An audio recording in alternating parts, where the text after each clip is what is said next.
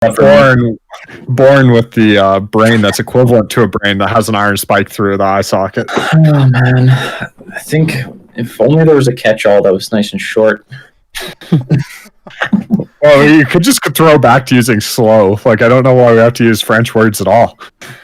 Slow, yeah. But that Calling would people also be- slow, and then they're like, "Oh, that's not, that's not a very medical sounding term. We have to use retard." Again, slow also implies they can get there, but Well, this will be a really spicy beginning of our Oh, the one I see all the time is like when reading studies on autism, it falls within like the broader category of developmental disorders, and so that's like autism or what's the extra chromosome, Downs, and a few other ones that are less common. When you read the literature, there's something called like the Downs advantage, because Down syndrome people have like higher quality of life than anyone else who's developmentally disabled, and they also, like, everyone around them has a better quality of life. It's like, fuck, the Down syndrome advantage strikes again. wow. So are they part of like the white supremacist triad? Like the only people on top of the straight white males is Down syndrome white straight male. It's like, oh man, an extra layer of privilege.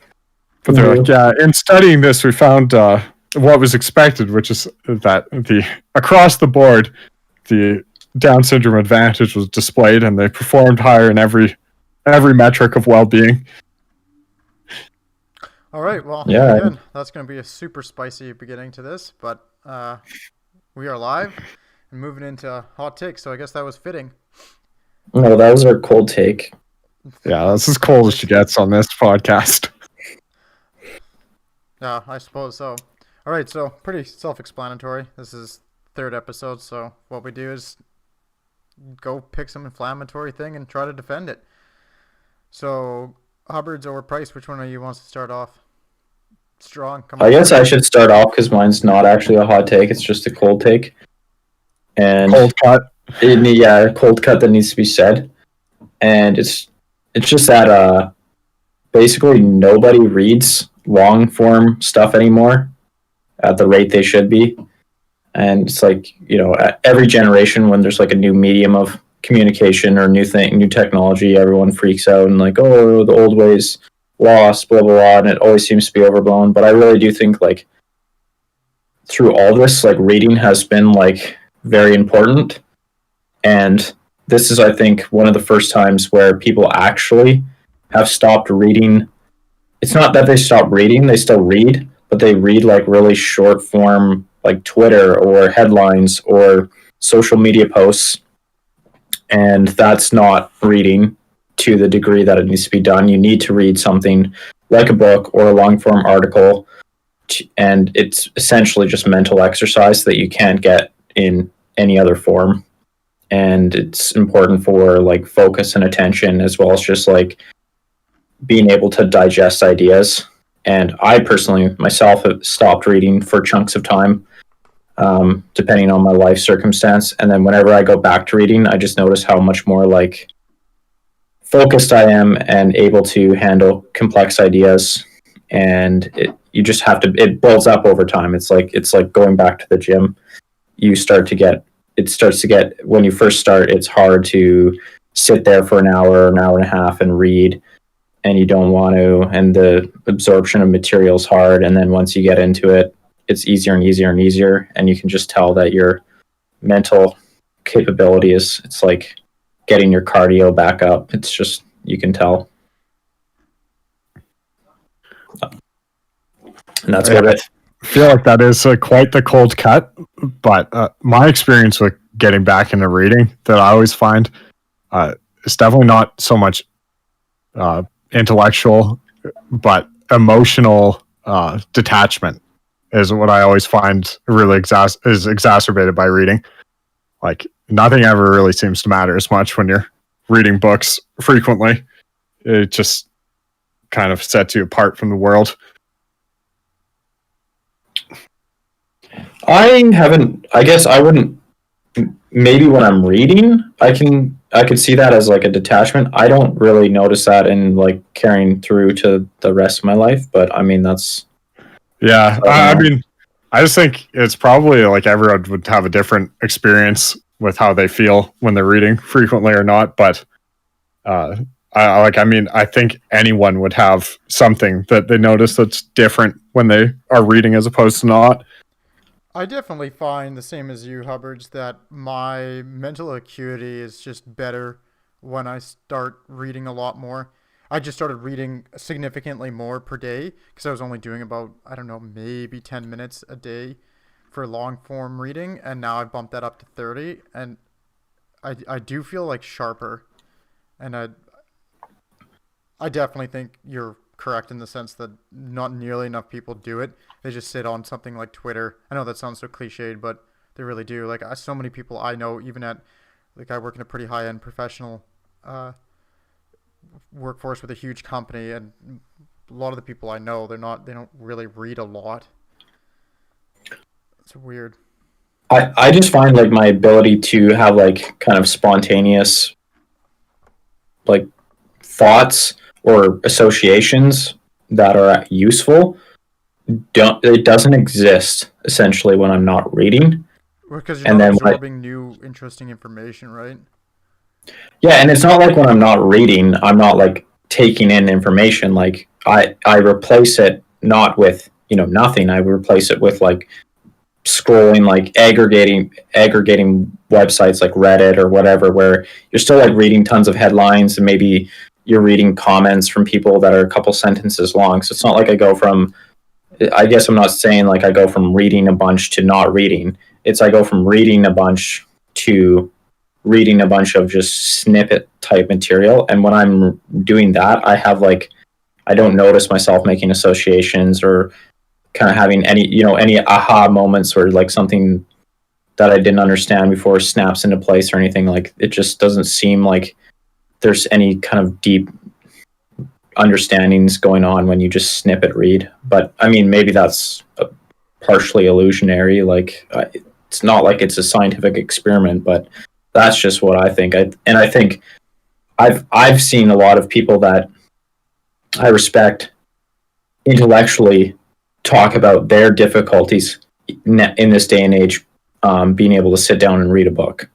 Yeah, Sam Harris mentioned that in one of his podcasts, and he noticed. Yeah, he's one of them that I've seen, and it's like those are people that probably used to read all the time, and also like for say take Sam Harris for example, he's someone who has a very strong like meditative practice and has an emphasis on like say mindfulness, so he's well equipped to kind of step back from the fray and focus and spend attention, and most people probably aren't as capable as him at it. So it's like it's no wonder people don't read very much right now. It's just like everything else that you have around you competing for your attention is so much has such a better ability to grab your attention. Like it's like trying to eat healthy in an age of the chemists figuring out perfect sugar, salt, fat combinations and mouthfeel. Like it's just very hard to pick the healthy option over those things. But I think like with those things, you're much better off picking the reading when you can. Mm-hmm. I actually saw a very interesting article that I feel like ties into this. And it was about a word that was used in Greek, acedia, and it was used in the monasteries, the early Catholic monasteries, where you'd basically have monks and they'd be sitting around doing monkish things, not really interacting with society, often vows of silence. So they really didn't have a whole lot to do, and they'd want to conquer all the deadly sins. And what they realized at the end of like overcoming all these vices was that there was this draw to just basically do nothing, like not to do anything bad or hedonistic, but just not to do anything productive either, including reading, which is the big thing. They would read and write all the time in monasteries, but they'd have this draw to just like go outside and just sit down and stare at the sun or just anything but read books. and so they called that acedia. And the thrust of this article is that is what a lot of people are experiencing in this sort of lockdown situation, because you're in a similar isolated situation to monks back 2,000 years ago were, and you maybe aren't doing anything. I know I don't do a lot of stuff a lot of the time, and it's just you aren't doing anything productive, and you just can't do it. So difficult.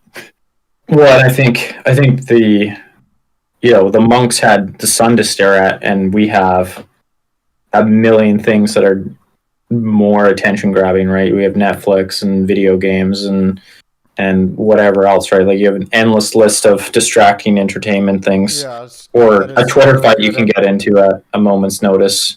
Exactly.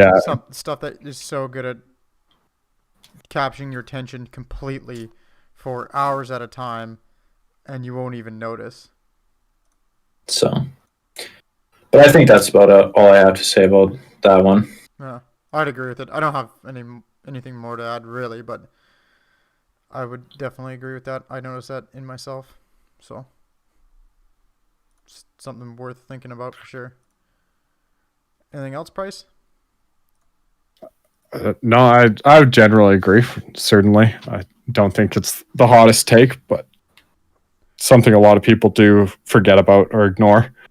All right, do you want to run off one of yours?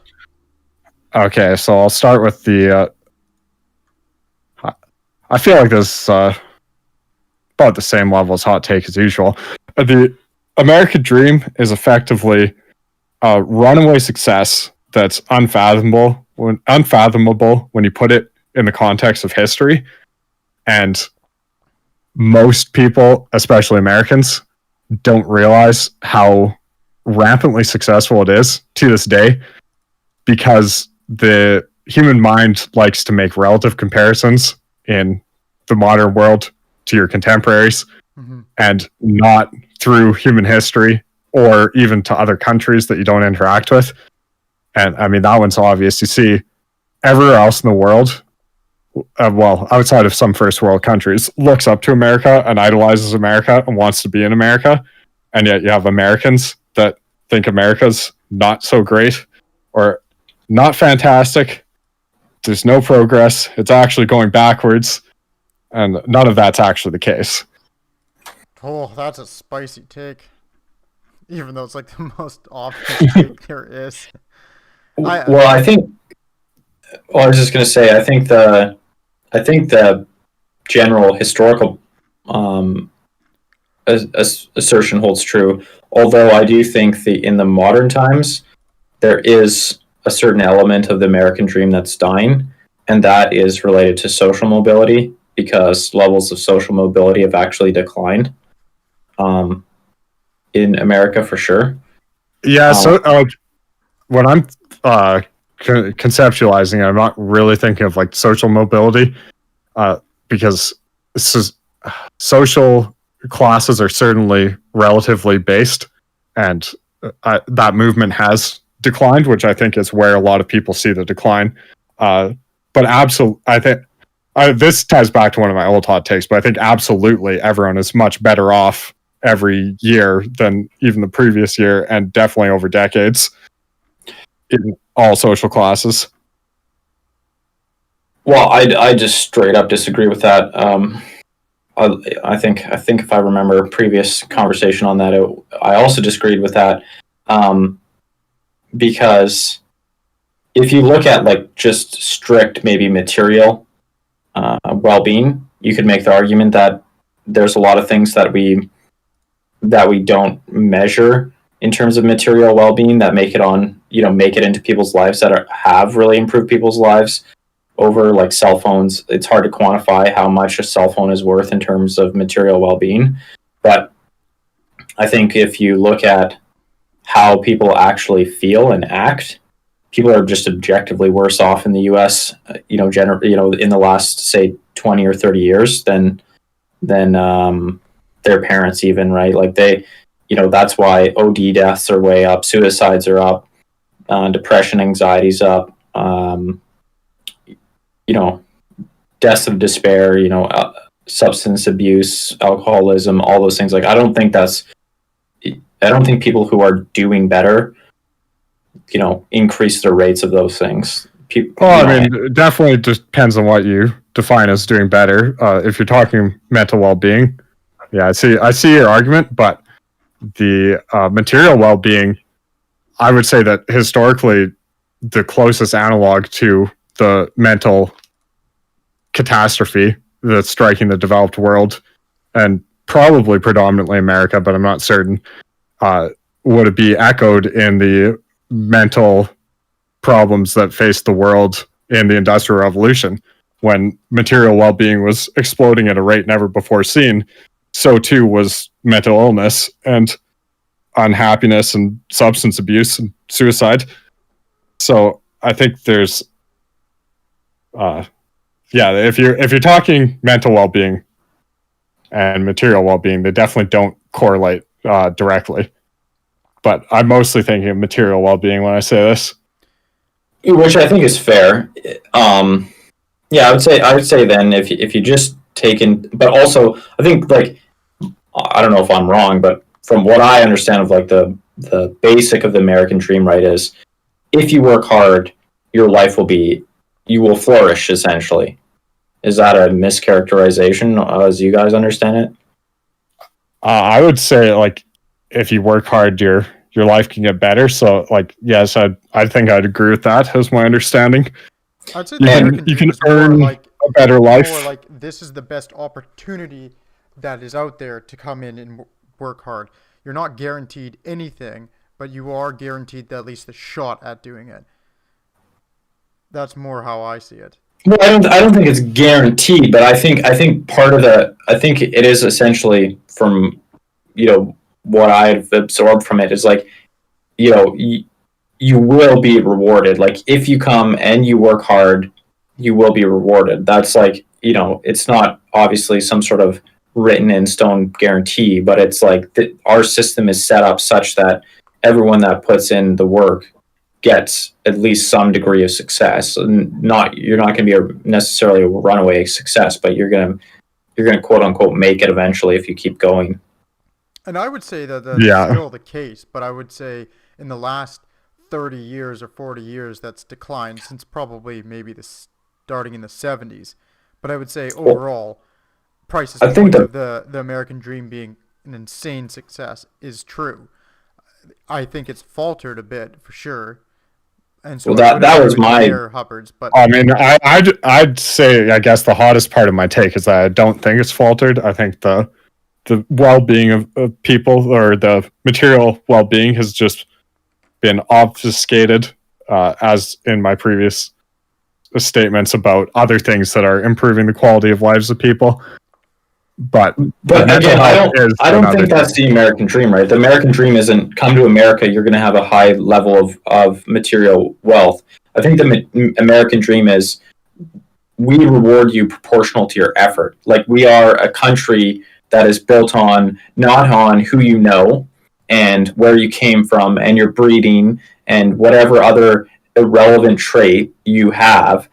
America is built on hard work, and therefore, no matter what your background or whatever else, you can come to America and you will be proportionally rewarded for your effort. I think that's in my mind, the key is that there's a proportional reward for your effort, not that you will be, have a materially good life like that. There's nothing. I don't think proportional I definitely disagree with, because the person who works the hardest is more likely than not going to make the most money or gain the most wealth or stature, but they're going to improve their lot in life.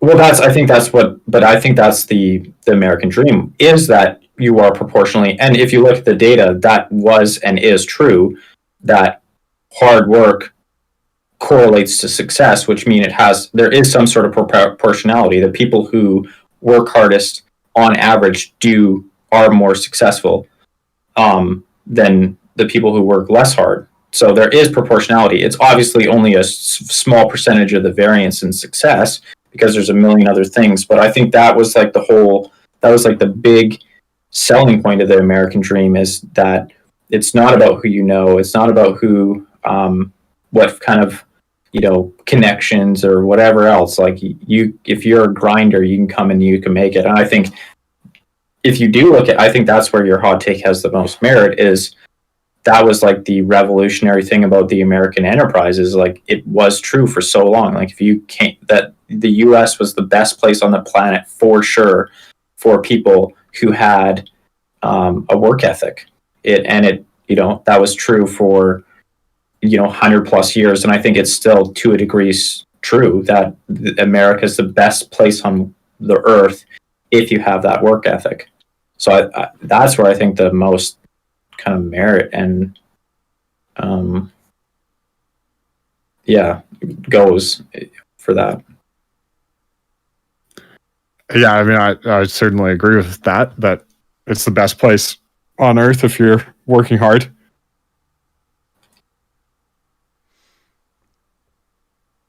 Yeah, I guess I just contrast it with, say, somewhere like if we're just taking, for example, material well-being, then this would be like the Norwegian dream or the Denmarkian dream. Like it, you know what I mean? Like the place on earth where your best chance to have a life of material comfort is not the U.S. at this point in time.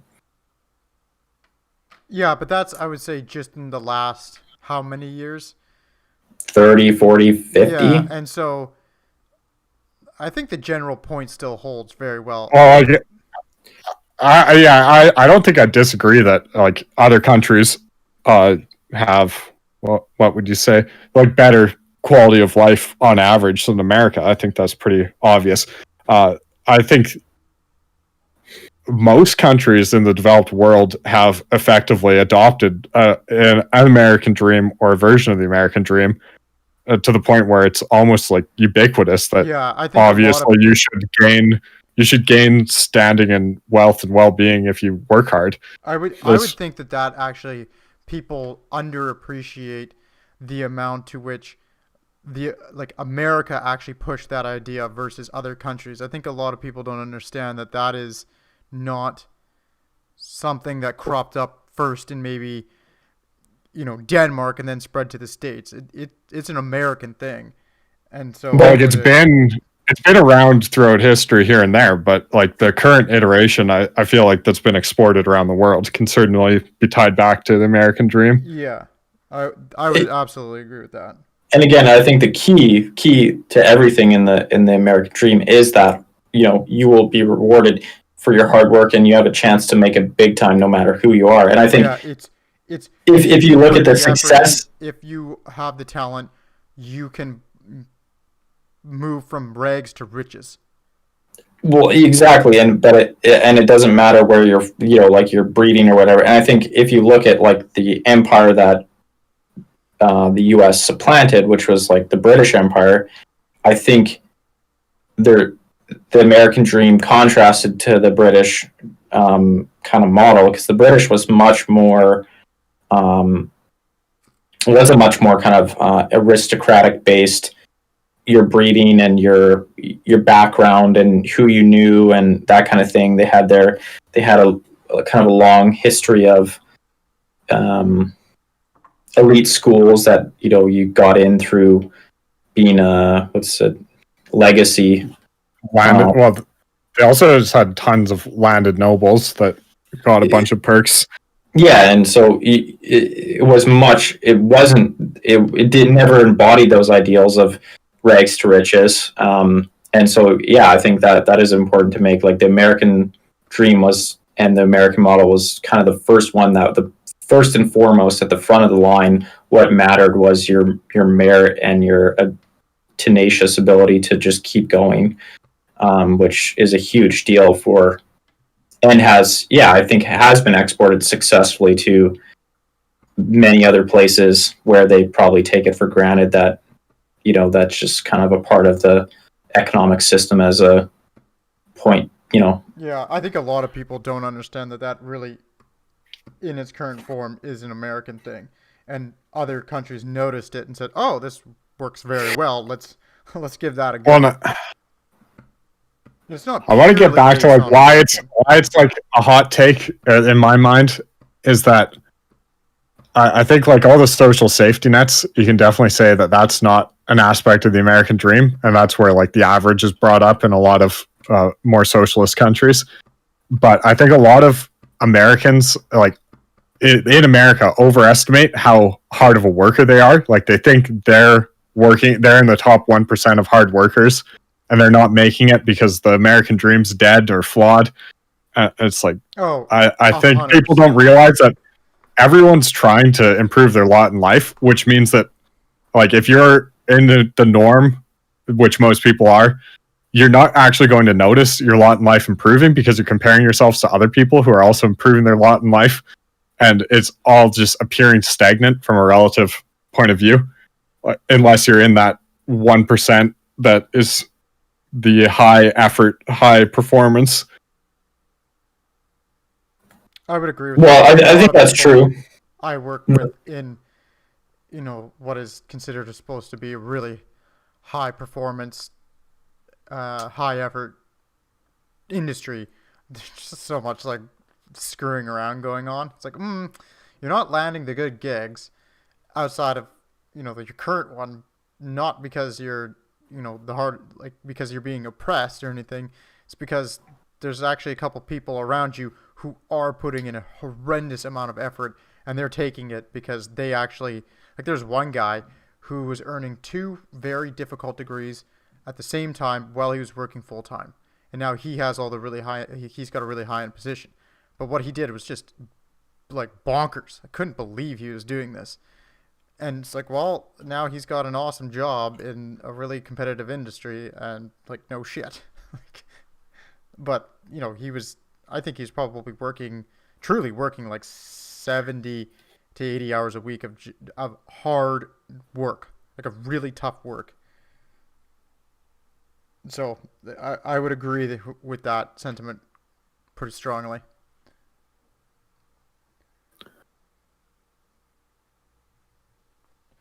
I don't know. Is there anything else on this? I don't have anything else, I think. But I think we went through it pretty thoroughly. Price? Yeah, pretty much covers it, I guess. Alrighty, so I will go take on one of mine. I'll start with my easy one. It's pretty tame, but I think that coffee snobs are justified in their snobbery. And what I mean by that is there's a lot of people who love shitting, like there's, especially in the city that I live in, there's lots of coffee snobs and people love shitting on them. But I think a lot of the time they're correct. There is such a big difference between having a good coffee maker set up with a good grinder and some distilled water and good quality beans, and then just your generic like nabob or whatever else, like Morning Joe shit in a pot. It's just, being a bit snobby is completely justified. Obviously, if you're a coffee snob, you'd be insulted by someone using distilled water to make your coffee. Just need to point that out. Okay, see, I'm not a coffee snob, so I don't know shit, but I do know good. Well, maybe it's not distilled water. What do they use? Oh, it's usually filtered in some fashion. Sorry, filtered water. That's what I mean. Like through like one of the Britas, like the high quality Britas. So yeah, that's something like that. But I'm just ignorant of everything when it comes to coffee. I think your take is like a little bit hot, but you're not quite like honing in on coffee snobs. You're basically just saying that people with standards are sometimes correct. That's exactly because the difference between someone who is able to tell someone who's like drinks no name trash and goes, wow, this is trash, and then drinks like a reputable, decent quality roast and goes like, oh, this is noticeably better. That's not really a coffee snob. That's just someone think that doesn't have brain damage and can still taste. There's a little bit higher of a bar by that too. Like, I don't mean the coffee snobs who have a $15,000 coffee setup or $20,000 coffee setup in their house. No, the most coffee snobs don't have a $15,000. They have a fucking $100 coffee setup because they have a Chemex, which is $60, and some filters. That is what. That is my bad. They also have a $40 long neck kettle. Hey, you have to also distinguish here between coffee snobs and espresso snobs, then, because you'd never True. get away with sub $1,000 setup for espresso Yeah, snobs. True, so but what like I- a so pour what I over mean coffee like, is just the if you're peak. using, like, if you're like the general point is you can even have those who are having some who own some higher end $1,000, $2,000 setups, and when people are like, oh, you don't even notice the difference. It's like, no, you're gonna notice the difference between like that setup that cost you a couple grand to actually, and time and effort to put into that, and just your regular run of the mill, like just kind of $200 The thing machine. is, And the thing that's is you where, can't. The thing is you can't. That's no, I that's actually do think you counter can, in the hot take. sense that like just No, even the I've I've I've went to no, because places with the top end in-house. I have a $200 coffee machine, like an espresso machine, and then Well, that's espresso. That's not coffee. So now you're not even talking about the same thing. well, they're in the same realm. And what I mean, like coffee, espresso, like these drinks, like there is a big difference. Like even use the difference Well, there's a between using big my difference machine between. and Price's machine is it's night and day. It's so much more pleasant. It tastes better. It's way quicker. Like that. Like I understand snobbery is not just even on the taste. The snobbery comes from like using the nice high quality stuff. And so when people say, "Oh well, you know like you're just a coffee snob. You just go get like a couple $100 thing from Canadian Tire, call her a day, and that's good enough." It's like, well, no.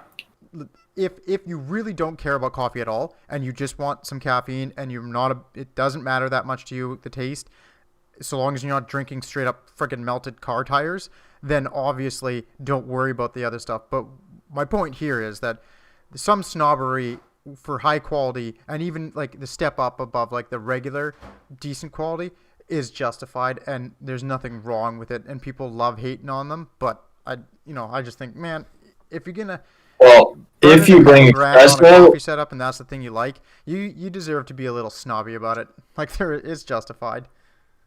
if you consider espresso, maybe I don't drink many espresso, but for pour over or drip, well, if you're talking drip coffee, you max out. You max out real quick. I Like think with I've something been like to. pour overs, that's the good point where it's like you need a pretty damn cheap setup and you can have a really good pour over. And if you really want good coffee, that's just drip coffee, do that. But then Oh, there is some snobbery in that too, where it's like the point But still there isn't a stands. difference. There isn't a difference. So I've been to places that are like the most like super fancy places that think they're hot shit. They do the pour over shit. They have some guy that's been working there for 30 years perfecting his pour over method with his own roasted beans he runs 50 different fucking runs of beans to figure out which the one, and it's a good cup of coffee, but I can't tell the difference between that and a good quality roast from the grocery store done in a $150 grinder with a $200 coffee machine. Oh yeah, so no, I couldn't that's blind another good test point. that. That is a good point I where it's couldn't like blind test that. you don't Espresso, maybe, but not for drip. that is Drip a is good like point where it's like with something like drip, you don't there is a level of snobbery that turns into stupidity where it's no longer it's all about just take I think the same thing happens with alcohol. You don't need to be buying a $3,000 bottle of whiskey versus that $100. But that difference between like the $100 bottle and like the $35 bottle, you might actually see some decent quality difference. But a lot of people are going to say, well, you got the $40, $45 bottle, your $120 bottle, that's just, shithead snobbery.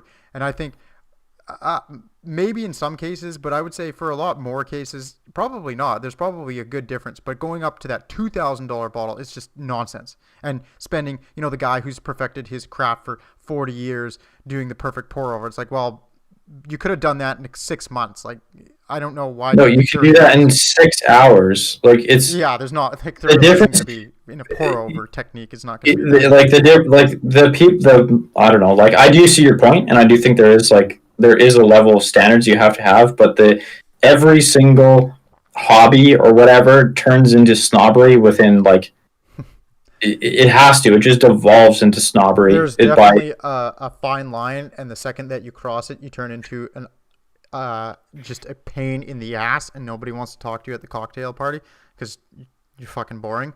But I also do think that,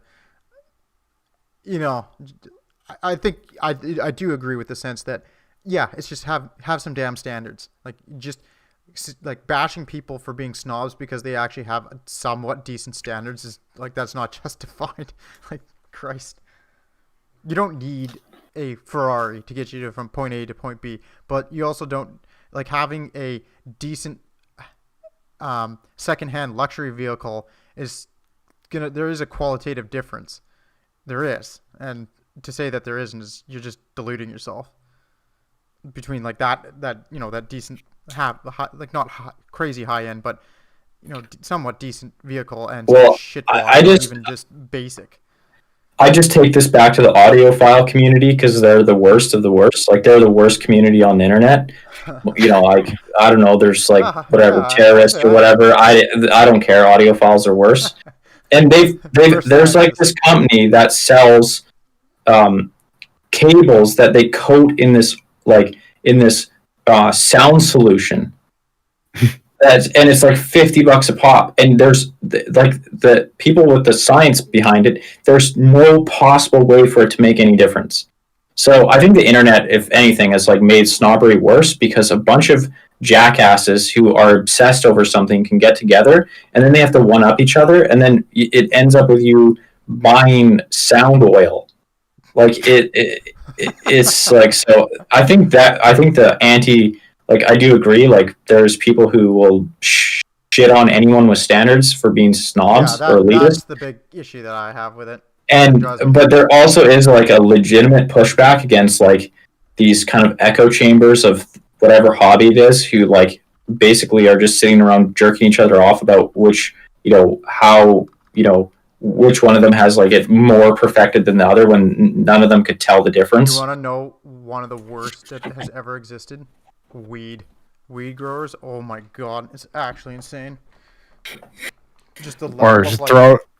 oh, they just get crazy where they'll spend hundreds of hours tweaking just like the pH of their soil by like 0.001 freaking You use soil, bro. You got to go hydroponic. well, or those that use. There's still a lot of the old school guys that use the soil, but the hydroponics guys, like, same thing. I think they're even worse. Well, of course, because you can actually kill your plant by being off by half a pH on a hydroponic system. Yeah, but just hydroponics and how crazy their setups get. It's like you didn't need to go toss in an extra 50K into your hydroponic set for your system. Like that, probably you should have just built a bigger thing to make more plants. Like that's what you should have gone for, a bit more volume there. But you can only have 4 plants, so no, these are like, I don't know what more plants are you wanting. Commercial growers back in the day. But another hipster favorite is the old craft beers, where the IPAs just got to the point where who can throw the most hops in. And it's like, at that point, your flavor, like, you could literally brew, you could put vodka and carbonated water, and then you could add hops, and you'd have effectively the same flavor profile because you've drowned out the beer entirely. And that's what we're seeing now, with they're just like not even pretending to like beer and moving into the hard seltzers. There's just like, screw it, we've already, and now they're gonna ruin that, and then it's just gonna turn into straight up vodka brewing. And see, that's where the anti-snobbery sentiment comes out, is where, like, people are just tired of these weirdos from these online communities. It's basically like these lack of social skill weirdos that spend their time on whatever a beer brewing forum, and then they go out to the bar and then they tell their buddy why ordering a wheat ale was like the biggest mistake of his life. It's like, well, I mean, I can understand that sentiment. Like, wheat ales are a pretty big mistake. I just want to have a fucking beer without you having your fucking autism splurge out here. Like, shut up. Exactly. Just spurging out over something that really does not require a 20-minute spurg out. Yeah. Well, that's it for me. I think I beat this one to death, but do you guys have anything else on it? Well, all I would say is, from my perspective, in dabbling in a fair few of these hobbies where you see the very elite people, is that it's always up to a point. You get good returns, and you want to kind of try and figure out where the diminishing returns start and come in right under that mark for how much price you're spending on anything, because the diminishing returns get insane when you get into the upper tiers. I would 100% agree with that. It's like you want to kind of do that 80%, 20% rule, hit that 80%, then just peace out, move into the next thing. Yeah, but you also don't want to be the fucking chump that has no name coffee in their house. So yeah, you never want to be that low. I bought one can of that shit, and it was the worst coffee I've ever had, and this is where this rant came from. Yeah, I think that's fair because there is the knee jerk reaction. This is the last thing I like, the knee jerk reaction to say, I'll just shop exclusively on whatever's cheapest, and then like, oh, it's all everything above that, the cheapest is just a waste of money, and that's how you get no name in your house. Hey, don't at me, bro. And then you just then I feel personally attacked right now. You're saying compliments boxed macaroni and cheese isn't as good as KD? If you're not buying, what is that? Annie's? That's the point of diminishing returns right there. Anything above Annie's is just snobbery, but Annie's is on the money. That is true. Can't argue with that. Yeah, that's actually a pretty sound one. All right, I think we can move on to. I think is my. Yeah, so I feel like this is hotter than my first one, but it shouldn't be because it's pretty evident if you have ever logged onto the internet recently. And it's basically all the television drama shows for, I don't know, maybe since time immemorial, I just haven't watched since time immemorial, are atrocious garbage. And I'll explain, like, I'll do a contrast here. So, like, I was watching Sons of Anarchy, and I got a few seasons in, and it's just a bad show. It's just, it apparently has good ratings, and people like it a lot, and it's just objectively dog shit. The characters will randomly do things that don't fit with their character development or character arc. That's a classic irritating thing about modern television shows, is they'll start like developing a character with certain character traits, but because everything at the end of the day boils down to having within show drama, like they just have to generate as much drama as possible, they will constantly undermine character development just for some stupid little 15-minute drama loop. And the other awful thing about that is they do like a lot of Deus Ex Machina with like weird random coincidence and serendipity and godly intervention to make like more drama, which is terrible writing and just takes me out of immersion. And then the worst thing that I see like consistently, or the most irritating thing, is like there'll be like a show like Sons of Anarchy where they're like a motorcycle club, and like there's like supposed to be like a plan for them to like improve their lot in life, like going back to the American dream. They're supposed to like be an organization with a plan for like accomplishing things, and yet they always are fucking up or like going back to square one and never have any progression, because if they progressed in any way, then the drama would be gone, because they actually wouldn't have terrible lives anymore, and it wouldn't be a complete dumpster fire of a situation, so then they wouldn't have as much drama. It's like, so they never get anywhere in their lives. They're just stuck in gear one the whole show for like 7 seasons. And I'll contrast that just quickly with like a show that was actually good, Breaking Bad, in my opinion, because from the beginning of the show, the main character, their whole like motivational structure is like resentment and anger about like not having made it far in life and been like shit on, and then they're like willing to go to any lengths. Sorry if you haven't seen Breaking Bad for fucking whatever reason. Yeah, Walter White's willing to go. He's willing to go to any lengths to like get his revenge, essentially, to make it great. So him like creating a bunch of drama or like going crazy and like doing crazy shit is like justified based on his character, because his whole character was written to do exactly that. So it's everything in the show, actually, not everything, but by and large, his character is consistent and makes sense. And when he does these weird or like these really self-destructive behaviors, you're like, yeah, that's what he would do, because he's like driven by all this like decades of resentment and anger, and now he's driven to like exact his revenge or get his revenge. So you don't feel like he's doing something inconsistent. But like the number of shows that I see in the vein of Breaking Bad, where clearly the writers thought through from the beginning, kind of like what a consistent character would be like that could create a proper kind of amount of drama in a show, and the number that are like just dog shit writing, that there's no character, there's just drama all the time, and characters just randomly do weird things at a character. It's like 10 or 20 to 1. I think what you just ran into is the fact that pretty much everything in life is mediocre trash because most people are incapable of producing anything good because most people are just not able to. And then you have the rare gems that are wonderful. And those are the ones that are like Breaking Bad, win just dozens of awards and people love them to death, right? And it's just, because I've noticed this. Well, I stopped watching TV. This dates me as a fucking old person, but my big show was Supernatural in the beginning, and they were developing characters, a family drama. It was really well done. Like, it was an amazing show by any stretch of the imagination, but there was coherence to it. They had, they had a vision for it. They were doing well, and then after about season 5, it just spiraled into garbage because they clearly knew that they needed to stir up drama after their big story arc was complete, and they just started making the characters do random stupid shit that it was completely unlike them, and just to push the show forward. And I was like, okay, I'm done. And I've noticed a lot of shows like that now too. Like even The Simpsons is like that. 30 years down the road, they just do random slapstick crap.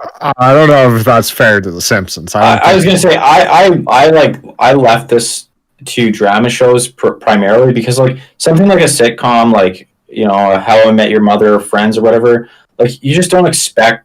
I don't have much expectations of those shows to like.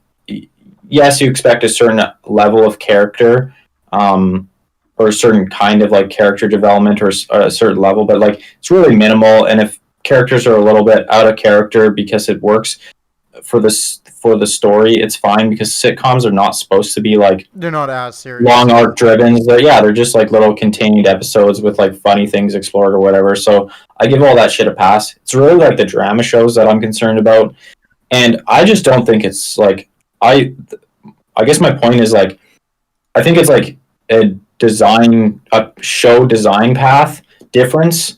Whereas like, yeah, Breaking Bad won a lot of awards, fair, but I think a lot more of the Breaking Bad type shows could be made. It's just a conscious decision by writers and execs and producers to make these like super dramatic shows that cut or sacrifice character development and plot on consciously for this like in the moment drama all the time.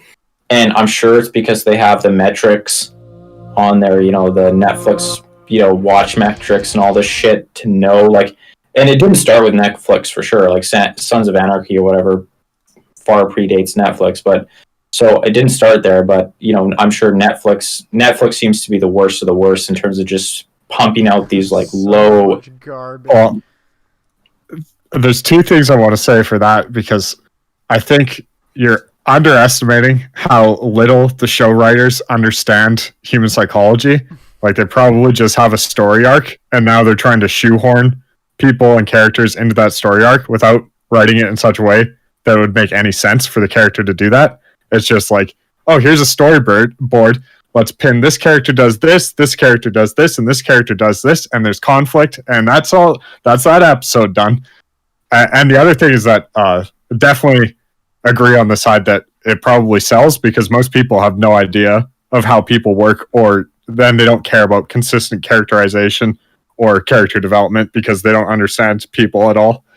I would say not. I would say there's a big enough market that isn't concerned about that stuff or can't be concerned about it because they just, I don't know, maybe not capable, that like that type of show captures. But I do think that there's a very large chunk of the population that is absolutely after the much more consistent, well written stuff, because that's like Breaking Bad was a massive phenomenon when it released. There's these shows become hyper popular, so I do think that a lot of people are quite aware of it. To make it contemporary, Game of Thrones is a fantastic example where you had a lot of character development based on the novel's plot points, and it had all been run through. And these characters were pretty self-consistent throughout all of the stuff that was inspired by the novel. And then the last season, the main issue I saw people take with it is characters acting out of character, because they did get invested for the characters and the development that happened over like 7 seasons. And a lot of that was just completely upended in the last season. Yeah, well, for convenience and drama, right? Like that's It also seems like the guys were in, like the 2 main writers were in over their head. Like they pulled too many threads and then realized they were kind of screwed. And so to try to, in an effort to tie it up, they just screwed it up. Because I would go to after the season 8 finale, I would go to the subreddit, the Free Folk subreddit, just because it was such a shit, like just a shit show. And it was really fun, but that seemed to be one of the other qualms that they had about it. I'd seen at least half a dozen plausible plots for the last season, because people were so upset that they wrote their own plots to replace the season with, that covered all of the plot holes that were left by the previous seasons without breaking characters. I also think you are dealing with people who probably are not as skilled as they needed to be able to handle it, but you also might just be as Hubbard said, where they're just I feel like it's a conscious choice on production side, where like if you just look at Netflix and the number of just low effort shows that you can tell that they don't give a shit about like any sort of consistency, or like it's just kind of thrown together to generate pure drama, is so high. Like like Jesus, just 13 Reasons Why, or what, like all those types of shows, and that where there's nothing consistent within them, and it didn't seem like they even had a inkling or a hope of an idea for something consistent. And I think they must have the inside metrics on like what keeps people on the site, and they realize that as long as there's lots of like in-show drama, like that is in the moment compelling, people are willing to overlook the glaring deficiencies in other realms. And it's just probably a lot more expensive and time consuming to plan out a Breaking Bad than it is to plan out some story, like Price said, some story, like lazily storyboarded dog shit that doesn't need to have any consistency, and they don't need to really review it or edit it that thoroughly and really, like plan it out. To put the effort and you don't really need to give a shit about if an actor leaves, because you just have some other person that some quiet kid stabbed them in the face or what. Pigs murdered in the library in a kid show. I think what we'll see, like as you're alluding to, is like Netflix has all this data, and it won't be long, and we probably are at the point already where shows can be written entirely by an AI, combining storyboards that have drawn user engagement, because they can see when you start the show and when you turn it off and how many episodes you watched and all that sort of stuff. So you just want to maximize that. You get an algorithm to write a show that people will binge watch. Yeah, I absolutely agree that it'll turn into that pretty quick. The only like saving grace there that I would add on though is like Netflix isn't not necessarily as concerned with like just keeping you glued to the screen at all times, because they actually don't want you glued to the screens at all times. Their ideal world is that you stay subscribed but don't actually use the service. Which I feel like the funny thing is, something like Breaking Bad might kind of be like a tool to get new subscribers in, right? So they might actually want to produce some more kind of groundbreaking and really, really compelling shows like that, because that can bring people in. So maybe there might be some incentives in the right direction to get more quality. But at the current moment, it's just like so much atrocious garbage that is actually unwatchable. And I've actually considered not using Netflix just because like I don't find anything like I I've just tried a few stopped shows and they're just awful. it's just not a good service. I remember when Netflix started making originals, and it was like every Netflix original at least watch the pilot because they started off really quite high quality. Yeah, like Orange is the New Black. Now was it's really, like really I well have more liked. faith in a YouTube recommendation than I do in a new Netflix series. Oh yeah. Like, Well, just go. You can go on to it. Just go on to it right now, and just 90% of the Netflix produced stuff is just clearly late night TV junk. It's just crazy. Yeah. I think they also target kids a lot because if kids get it, then the parents will just pay for the subscription. Yeah, exactly. Like, do you guys know that the highest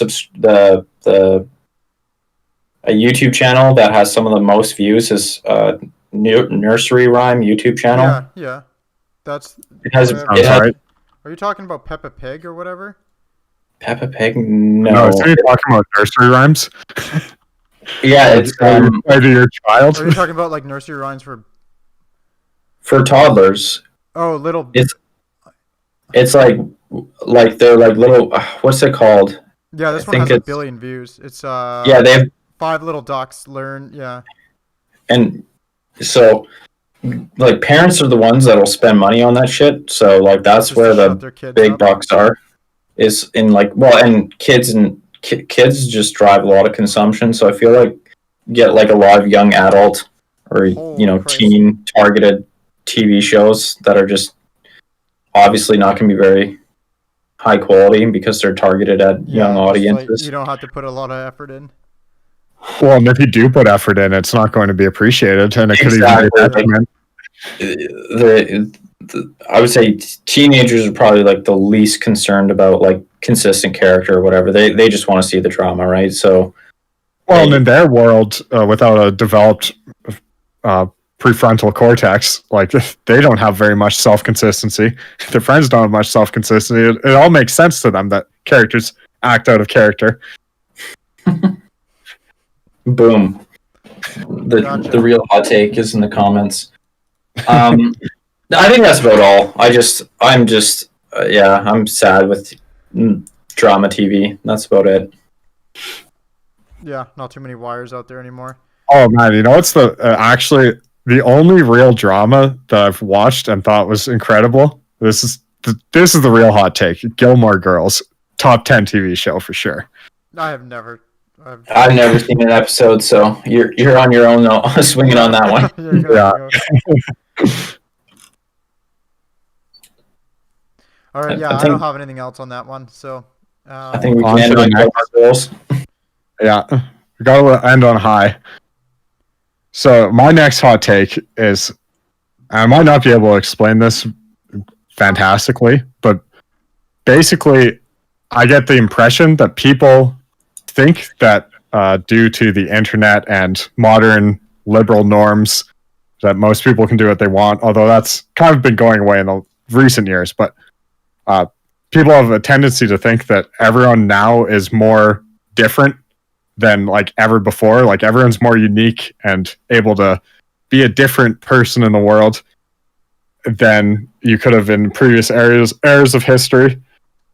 And I would say that for the most part, anyway I think of it, in general, people are probably more similar now than they've ever been before in history because the communication tools are more global and people's private lives are more public. And there's just way more interaction between people, which I think leads towards similarity rather than difference.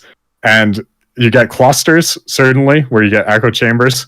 But then within that echo chamber, you have a bunch of people that are similar, as opposed to those people, if they had never been able to communicate, having their own ideas and developing in branches off of whatever their common interest would be, and therefore being more different from each other. And I think a lot of people think that they're really different when they're just in one of these echo chambers, and they're actually quite similar to millions of other people. And almost everyone is quite similar to millions or billions of other people. I would agree, but I would kind of I'd frame it in the context of like, if you look at how people act, versus how, maybe what they say is more different these days because of echo chambers, right? But how people, like when the rubber meets the road and people actually go to act in the world, I would say that's like the homogenization at the actual action level is probably, I don't know how you'd ever quantify, but I agree that it seems a lot higher than like used to be. And part of that is just, yes, the internet and the rise of communication, but also just everyone moving into cities as well, just because cities are a natural aggregator, and then cities are also like much more likely to be connected into the global context than rural. And then you're just kind of get like, I noticed that with like cities a lot. Like you can go to like a big city in different countries and they feel like pretty analogous to any other big city. They really are. Like yes, some things are different in the sense that, because I went all through Europe and through the big ones, like there wasn't a lot of difference between, Rome versus London versus like Stockholm versus, like they all kind of felt there's very different in terms of some of the like the scenery and sometimes even food in certain areas, but like the rest of it was pretty generic. Like, I don't want to derail this into city discussion, but I will say that Tokyo was the most vastly different city I've ever been to, and the only city I've ever enjoyed being in, as well as all Japanese cities are quite enjoyable. So I think there's certainly a lot of difference between cultures on cities, but within Western culture, I can certainly see where you're coming from. Yeah, they are like. Well, that was one of what's his name's had that. Oh my God. Douglas Murray had a great criticism. He's like, like the big cities of the West are like they're just becoming more and more of this bland, homogeneous. They're all the damn same, and they've like he's like because he was just talking about Europe in general, but just saying like a lot of them they've lost their individuality, and it's very sad. But the thing. I think. Well, I was just gonna say, like the thing about cities, even say Tokyo. I'm sure like Tokyo increases the level of similarity compared to if Japanese people live rurally, because when you're in a city, there's a lot of things that you just have to do that everyone else is doing, like going, shopping in like a supermarket type situation, or buying your food from a convenience store or whatever, because you're taken out of a rural context where you might make a living or sustenance in a very different way, depending on locale, to basically kind of having a cookie cutter way of solving most people's basic needs. Like they're just for sure, yeah. Like Japan, I would say is probably remarkable for even their more rural areas. Everyone does things in quite similar ways, so that's just not considered. It's not considered a bad thing to do things in a similar way. So they don't have that weird Western. What's the term? We all want to do things differently in the West and be unique, and then we just end up being the same. Yeah. Peterson's actually got a theory on that we're actually the most collective society in the world, just because like we're that's my theory and he stole it from me. You can't tell me otherwise. But the thing that sparked me thinking about this was like just reading a bit about like medieval history and just trying to imagine like being in a life where you grew up in a town of say 50 to 300 people. Even 300 might even be big. And you never had, there was no inflation. The price of bread for 500 years was the same. And all the generations, all 20 generations, all lived relatively the same lives in that town. But likely, most people had never even been 5 miles out of the village, probably hadn't even been to another village. Like, your only contact with the outside world was going to war, being pillaged, or some priest or noble coming in to claim their dominion. It's like, you know how much weird stuff would happen when you don't have an internet or any way to communicate with the world or know anything objective outside of what like the priest and the Lord are telling you? It's like I have a lot of witch burnings. You could have so much variety. Like one village to the next would be like a modern equivalent of going from one country to another, and you have hundreds of these villages. I think, yeah, there's something to be said for just how, but I think that started like long before, the internet, like telegraph, all that shit just massively accelerated. I also think there's something around like a lot of people think like similarity is going to be like forced on them through, say, like the government, right, or something like that, right? Like there's this like, it takes this like kind of crushing authoritarianism to mold you into a similar just another cog in the machine or whatever. And there is a certain degree of truth to that, I think. But I think you're more seeing like the what's his name, rather than like the Orwellian manifestation. You're seeing the what's the goddamn Huxley version, where people are just kind of all incentivized by like just the pleasures and incentives of just a lazy kind of life, a lazy, pleasurable, hedonistic existence, into a kind of all following the same step. Like, you don't, why go outside of your comfort zone and kind of be a different person when the most well-trodden path is also like the most comfortable and kind of pleasurable and hedonistically rewarding one. So I think you're kind of seeing, it's not the government going around saying you have to act all alike. It's more just everyone's like, oh, this is easy and warm and cozy and kind of lulled into it. Oh, and I guess that's like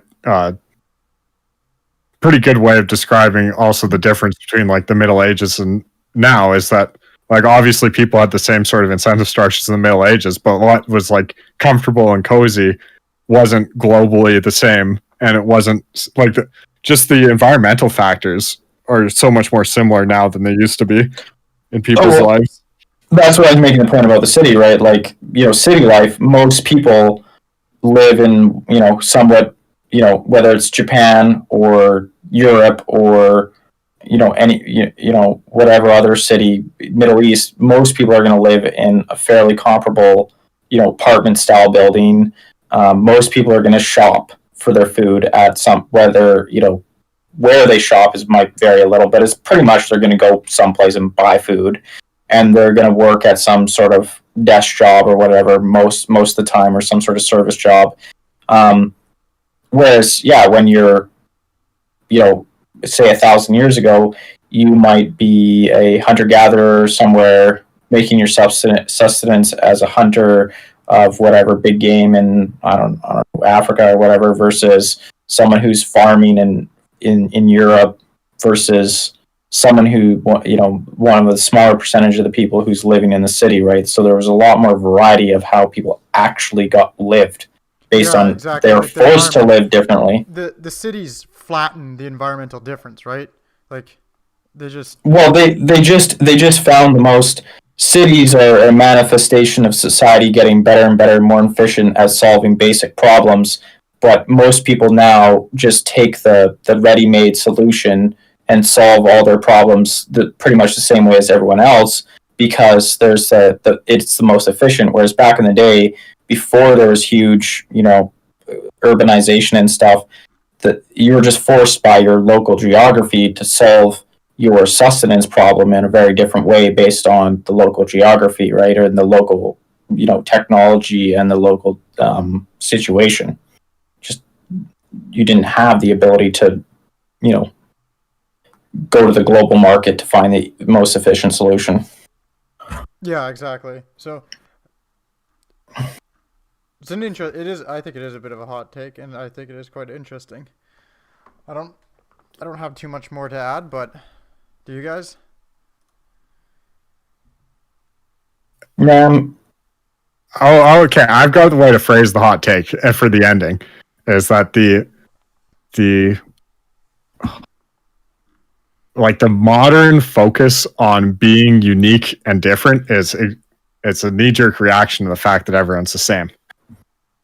The modern obsession. Like everyone just wants to be different because they know deep down they're all the same.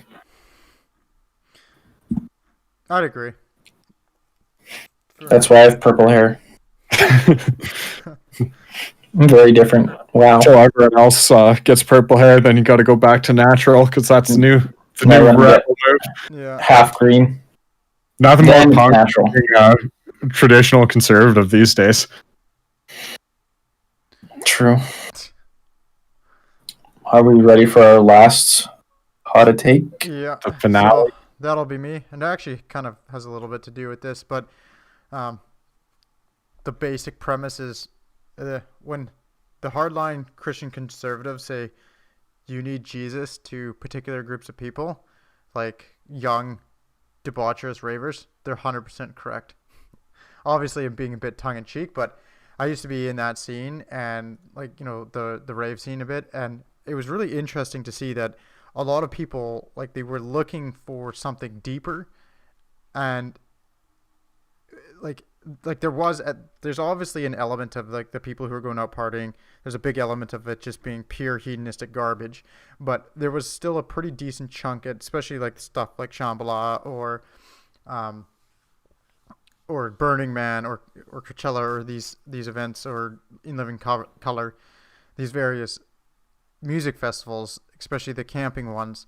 There's a real element of people they are looking for something deeper. Like they kind of there's a general awareness of, you know, something's not quite right, and they want to find connection and love and whatnot. But Such a good quote for this.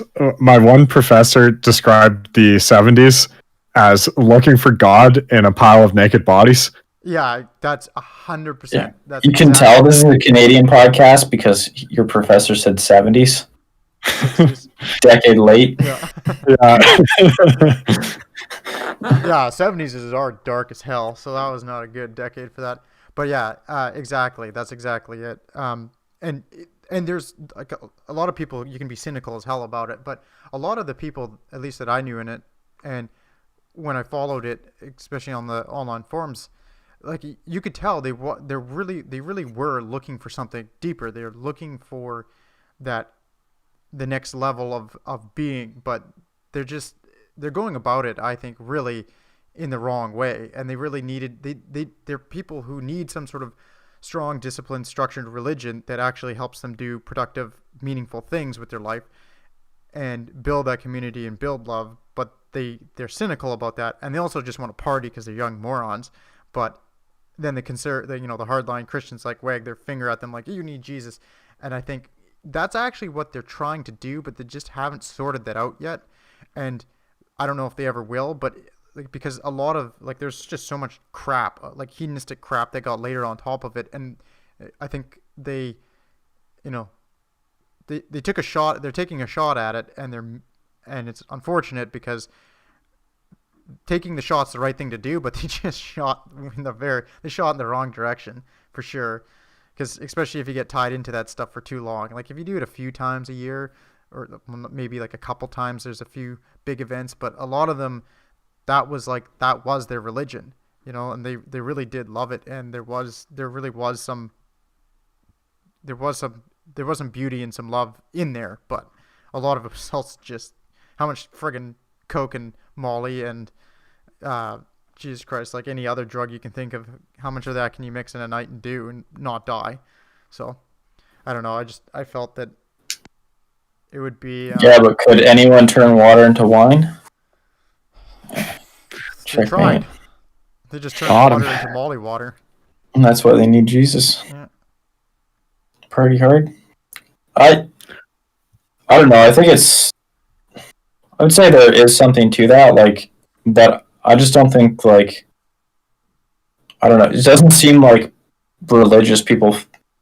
religiously raised people seem to fare much better anyway.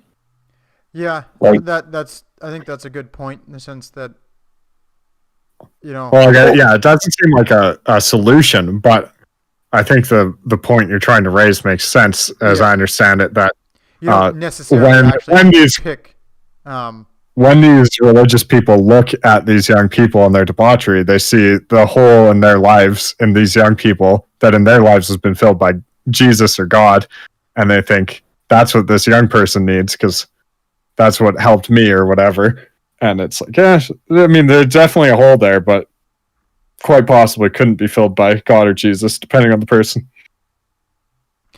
Yeah, I guess that is true. Like, I do think that a lot of people who did get into that, they need something that's better than what they're doing, though. And what that Jesus might actually be doesn't have to be Jesus, but it needs to be something other than what they're doing, just because it's not like what they're doing is what they're searching for is important. It really is important, but the solution that they found is not helpful.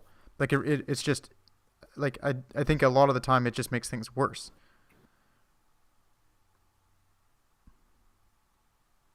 Yeah, I guess I would just say like a lot of those people were probably raised religious, right? Like Yeah. it's just and I think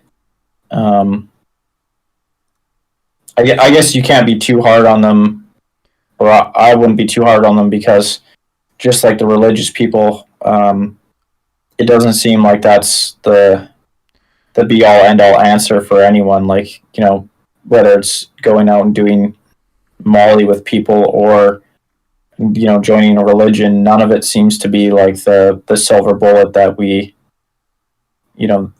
there isn't really a silver bullet. There isn't there really isn't a great solution out there that seems to be a one size fits all. Just become Zen Buddhism, or just do whatever this X, Y, or Z. Like there's a million different solutions that have been proffered, and none of them seem to kind of be the silver bullet or the be all end all solution. I would agree that there's definitely a gradient of better or worse. As far as spending, I guess as far as spending your late teens, early 20s getting fucked up, I don't think there's, as long as you kind of like don't go too hard and put yourself in like long-term impairment, and as long as you like grow up eventually, probably not the end of the world. That was like the way you tried to fill the hole in your early mid-ish 20s.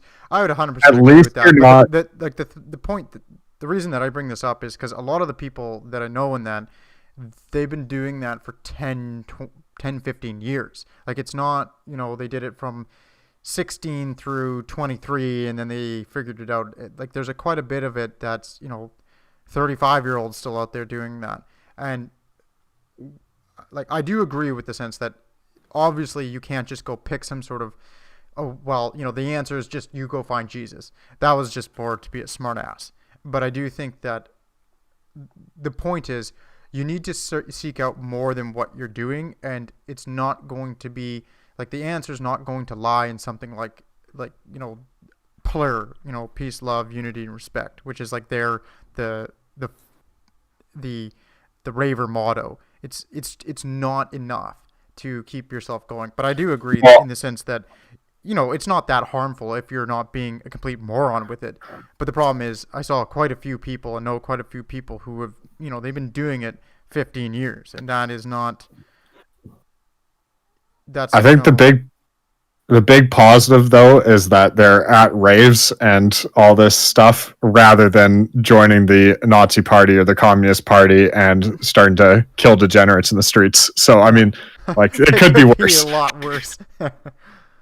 Well, and I would say probably some of them realize that it's not the answer, so they don't have a better one, right? And to be fair, like, depending on who they are, maybe a better one isn't all that easy, or they have a better answer and they're just not able to really grab onto it. Like, changing your whole kind of, I guess, purpose in life or orientation in life is no easy task right now. A lot of people, they're not going to be able to do it, especially if they're 35 and have 15 years of experience doing it the same way. It's going to be a really hard ask to say, shift your whole priority, shift your whole modus operandi to a different locale or a different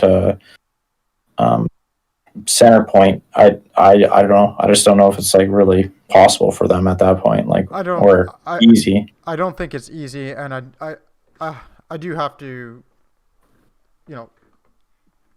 concede the fact that you can't just ask people to shift their entire life. I do think, though,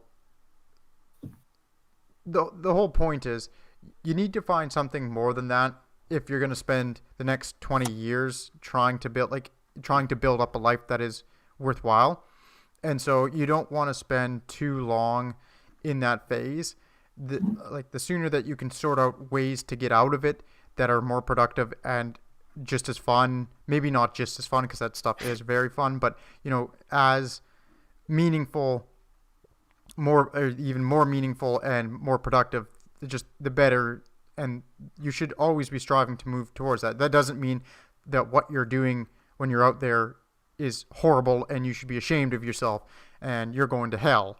Like, again, like the beginning was just tongue in cheek, just to be a smart ass. But it is one of those things where you should be conscious of the fact that there's more. Like, you have the right questions, you're asking the right questions, but there's some deeper stuff to be found. And if you can push through to find that stuff, it's actually, that would be worth your time. Like, maybe try to move a couple of, skip one of those sessions for the year and go try something a little bit deeper. Obviously. So we finally got a real hot take that there's something deeper to be found. Just turn this into a philosophy podcast. Yeah. A bunch of philosophers have words to say to you, trying to claim there's meaning to be found. At best, you can create some meaning for yourself. Yeah, just gotta create the Ubermensch. Yeah, that's all I had. I think that sums it up then, eh? All she wrote. All she wrote. Alrighty. You guys have any other final thoughts? No, that's about it. Alrighty. No, I'm good. Thanks for listening. Peace. Peace. Peace.